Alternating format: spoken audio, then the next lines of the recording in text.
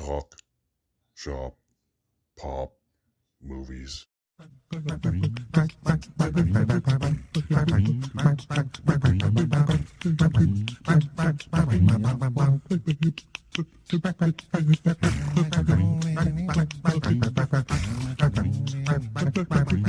hey there, this is Derek, the Convicted Cinephile, and if you're a convicted cinephile yourself, please like, share, and subscribe to the channel down below. On my channel, I like to talk, shop, and pop open, that is, movies and physical media. And the Oscars are days away, less than 2 weeks now. On March 10th, I'm going to be doing my final winners predictions for the 2024 Academy Awards right now. So I'll bring up the screen here with my gold derby and all that stuff. I thought I was just going to be updating things, and then when I went on here, I realized I haven't even started my predictions yet. Usually I'll do it immediately when they make the nominees or shortly afterwards. I just completely forgot. So this will just be my first and last time doing this for the Oscars this year, which is rare, but you can see all the categories here. So let's just jump right into it. Some are much easier than others. Oppenheimer, it's winning Best Picture, it's winning Best Director. Why even bother putting the rest of these on here? I'll use my double bets on some guaranteed wins. See, there's even lower odds, lower meaning less winnings of points. I don't know how to talk about odds. For Christopher Nolan winning as opposed to actually Oppenheimer winning, probably just because there's more nominees. By default, it's kind of like that. But that basically means Christopher Nolan winning director is even more likely than a winning Best Picture, which I agree. But 3-1 odds isn't anything special. I'd rather put it on my 6-1 odds. Best Actress, the only acting award that is a race. I want Emma Stone to win. Lily Gladstone winning the SAG Award makes her not completely dead in the water. Then you have Sandra Hüller for Anatomy of a Fall, Carey Mulligan for Maestro, and Annette Bening for Nyad. I want to pick Emma Stone. See, I have a weird logic when it comes to stuff like this. I'll be happy with either one. I might just be lazy and go 4 for 4 with SAG, and the fact that Lily Gladstone's odds are slightly lower than Emma Stone's, it gives me at least some benefit to pick her. You never know. Like, it's like 50-50 at this point. I'm just gonna go with the SAG 4.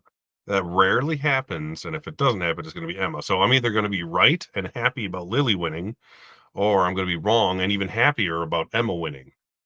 So that's kinda why I'm gonna pick Lily. It's a weird logic, but I've done that in the past. Like, if there's 2 things I wanna win, like, I always say, I'd rather be wrong and happy than right and mad. You know what I mean? So, like, last year when Austin Butler and Brendan Fraser were going at it, I had predicted Austin Butler, even though I wanted Brendan Fraser to win. So, I was wrong about Austin Butler winning, but I was happy because Brendan Fraser won. So, that's kinda what I mean. So, another scenario here. I'm still on Team Paul for the win, but for Best Actor, Cillian Murphy has all but swept. He won the SAG and the BAFTA. If you win both, you're basically guaranteed to win the Oscar. That's all there is to it. Paul Giamatti is still in second place, but a distant second, it seems like at this point. But if he wins, I'll squee like a little girl. Bradley Cooper for Maestro, Jeffrey Wright for American Fiction, Colman Domingo. Thanks for playing, kids. I love that you're all nominated. You're great. But yeah, this is Cillian Murphy's to lose, and if he does, it'll probably be to Paul Giamatti. Even more of a sure thing than Cillian Murphy now, or she always has been, I should say. Supporting actress, you got Divine Joy Randolph, who swept the season. She is as likely as Christopher Nolan, 3-1 odds, put it that way. So yeah, why wouldn't you? Like I said, second BAFTA, you're gonna get it. If she doesn't get it, it's some weird bullshit fluke. So Divine Joy Randolph for supporting actress. Same thing goes for supporting actor. As you can see, he's got 3-1. I'm honestly surprised Ryan Gosling has that close of odds. The 39 to 10, but 3.9 to 1 essentially. Even like 4-1 odds seems too close, in my opinion.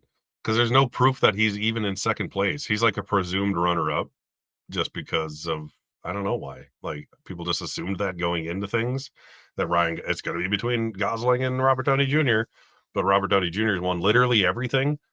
So you could presume Robert De Niro is in second place. He got nominated everywhere too and didn't win anything. You know, there's no argument one way or the other. It's those 3 are the top 3. They've been getting in everywhere. Mark Ruffalo and Sterling K. Brown are the 2 that have missed here and there. But long story short, RDJ, he's going to finally win his Oscar after about 40 years in the biz, which is wonderful. I don't know why they have Oppenheimer on top for adapted screenplay. It hasn't really won anywhere. American Fiction won at the BAFTAs, and it was his only nomination, which shows how damn strong it is. And I think it also won at Critics' Choice, which isn't directly related, but the fact that it won both of those shows that it's strong, and it's the one thing it'll probably win. I don't think Oppenheimer is going to be that big of a sweep that it also takes screenplay. It doesn't need screenplay to win Best Picture. It needs Best Director, and it deserves Best Director. It doesn't necessarily need Best Screenplay. If it wins it, cool. I'm not going to be mad, really. Barbie is the only thing I would prefer, honestly, if I could pick a winner here, since I haven't seen American Fiction, but out of the other four, if I could pick a winner, I would say Poor Things. And Zone of Interest is amazing too. So this is a damn good category. My least favorite here is Barbie that I've seen. I don't think the screenplay was all that impressive. Like, it's not bad, but it has its moments of clunkiness, like I always say.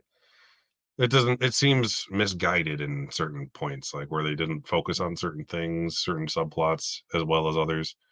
That's just me.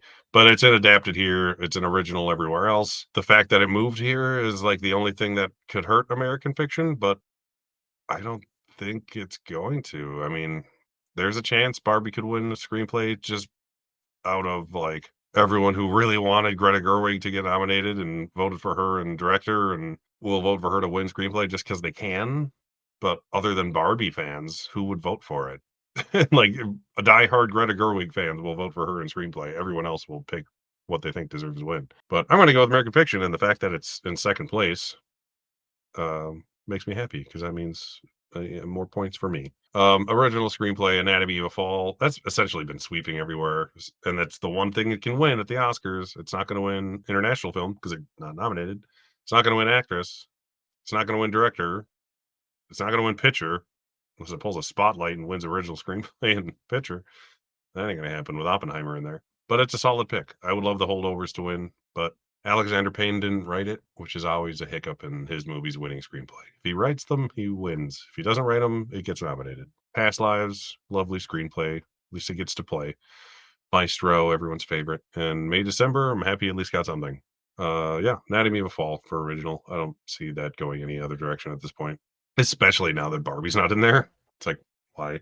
Cinematography. These are damn good nominees. Oppenheimer, I think, is still going to win. I'm going to be a copycat with BAFTA for a lot of these because, guilds and crossover voting and such. Killers, Poor Things, Maestro, and El Conde with its one nomination. Yeah, it's going to be part of the Oppenheimer sweep. That's all there is to it. Costumes. Okay, here's where Barbie can win, but it's where Poor Things should win. And that's really the only two. And the odds are close here. I might go Poor Things. Poor Things needs to win art direction, and they usually go together. A lot of people are comparing this to The Favorite because it's same actress, same director. It did well at the BAFTAs like this did, and then at the Oscars, all it won was actress. So it could literally do the same thing, which is funny. And then Black Panther won art direction and costumes at the Oscars instead of Favorite. Barbie could be Black Panther, just like in that scenario video I talked about the other day, which is kind of funny. But Poor Things did much better at BAFTA. No, BAFTA didn't give a shit about Barbie at all. I think Poor Things has an edge in art direction, so I'm gonna pick it for costumes too. I'm gonna pick the same thing for both, regardless of what I pick, because just in case it splits, I'll get one right. And I'm rooting for Poor Things in that category. Film editing, that seems like it's another Oppenheimer walk. Great nominees though: Anatomy of a Fall, Killers, Poor Things, and Holdovers. I love seeing Holdovers in there. I didn't really expect that to get in, but it did. Makeup and hair. Here's another weird one. This is one that Maestro seems like the obvious thing. Poor Things won a BAFTA, and then so did Emma Stone. A lot of times, makeup goes with an acting Oscar. Bradley Cooper ain't winning for Maestro. That's kind of what I predicted before anyone saw anything. I was like, oh, it's going to be Maestro Bradley Cooper combo. It could be a Poor Things Emma Stone combo, and less likely than that, a Cillian Murphy Robert Downey Jr. Oppenheimer combo. So you never know. But just given the BAFTA win for Poor Things, and it's like the one thing Maestro can win. I'm gonna head. Oh man, this is a tough one. I'm gonna just because it's a year where I'm finally not gonna go for like the top choice on Gold Derby for every single one of these. It looks like I'm gonna go for Poor Things here too. And if Maestro wins, I'll be happy because Maestro is just as deserving. I wouldn't care between the two. Production design, this I'm taking Poor Things for sure.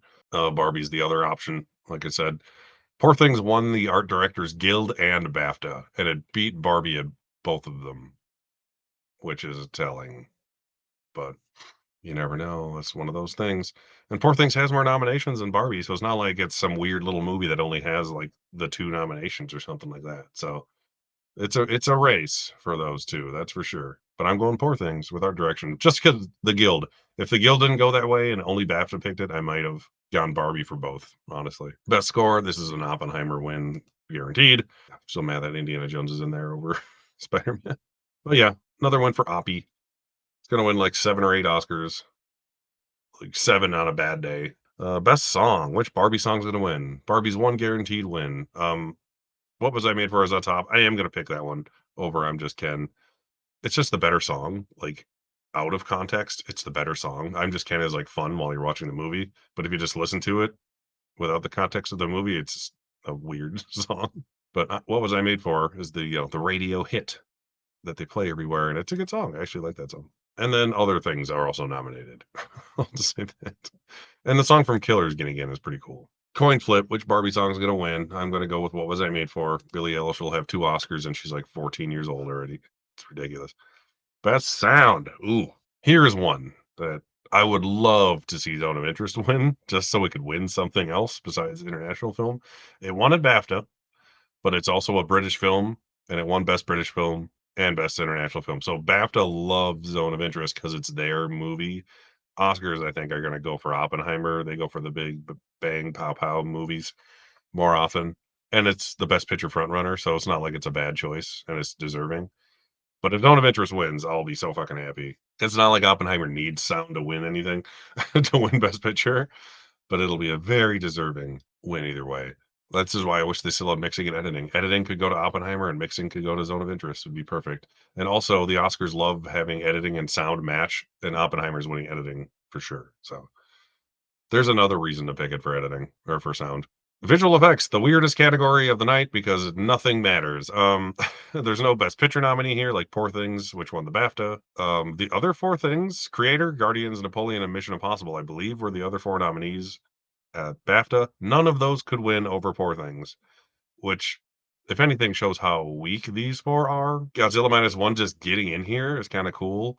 I think it's going to be between Godzilla and the Creator, like on here. Both of them are examples of really good visual effects done with a lower to mid budget, which is cool. I actually saw a behind the scenes thing of the Creator the other day, and it's actually really damn cool. Like they shot the whole movie and then like replaced actors with like robot characters after the fact so they could just kind of like film as they wanted to and then afterwards be like, let's make that guy a robot. It was actually really cool.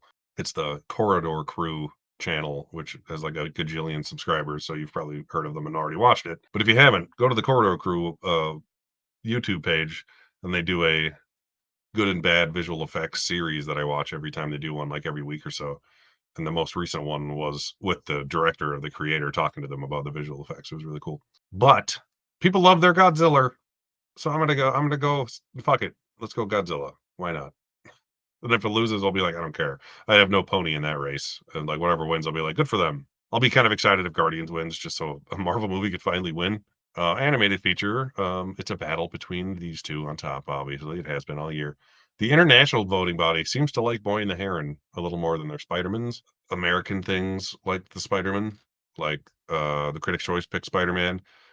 The Annie Awards, like Spider-Man won like 7 awards or something and like destroyed.